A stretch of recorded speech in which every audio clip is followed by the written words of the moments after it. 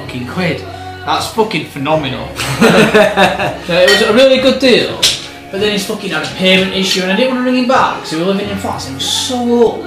It was hard to communicate with him. So I couldn't talk technical to him because he just did not fucking get it. And it was just really, really hard. The people that I don't like to speak to them because I honestly feel, even though I know I'm getting a good deal, I still feel like I'm always ripping them off. No, but I do. Why do you feel like you're ripping them off? Well, I won't rip him off because I found an amazing deal. I made like £3 on a deal. I made a £3 profit on like a £70 item, so I got him a cracking deal. Yeah. But because they're just so trusting, I could tell him anything if we wanted to. You know, if he rang the wrong person, it would fucking rape him. Yeah. It really would do. I'm not saying that as some older people.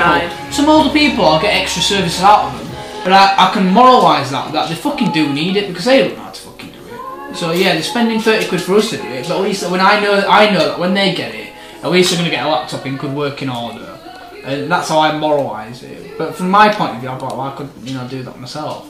But you've got to understand, it's like part of sales technique is like every salesperson has a demon. And the demon is like you may find some things expensive, but you've got to understand that people have shitloads more money than I have. And just because I find it expensive doesn't mean they do.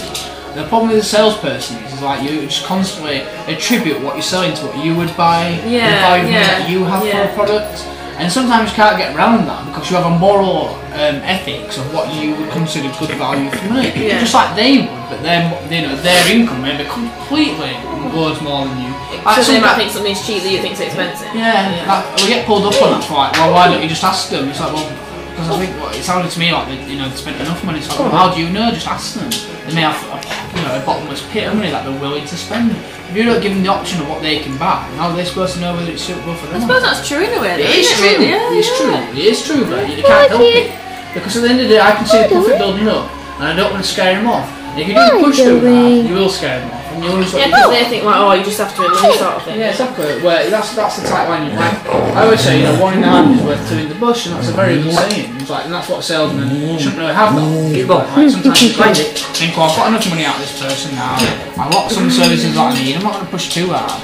But the thing is, I'm getting constantly pushed to. So, it's all like needs analysis, overcoming objections. These buzzwords that everyone uses now.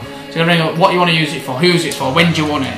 And by that, they may say, well, I'm buying a laptop for my son, he wants it for school, he needs it on Tuesday because that's his birthday. Yeah. So out of that, what I can say is, well, you need the next day delivery, so you have to pay him off that. I'd recommend us setting it up so when it arrives, it's not going to be broken for his birthday present. He's not going to spend 6 hours of his birthday, setting it up. He needs it for school, so he needs office software. Whereas if I just say, oh yeah, that's a great machine, and go on to say, is there anything else you want to know? I'm not. You see how easily you can fall into a bad habit. Yeah. And now you've got to do things their way. Because if you do things their way, then it makes it easier for you. But it is hard. Well, what are you doing? I'm alright. We've left the thing on the lens, so you're not being recording anything.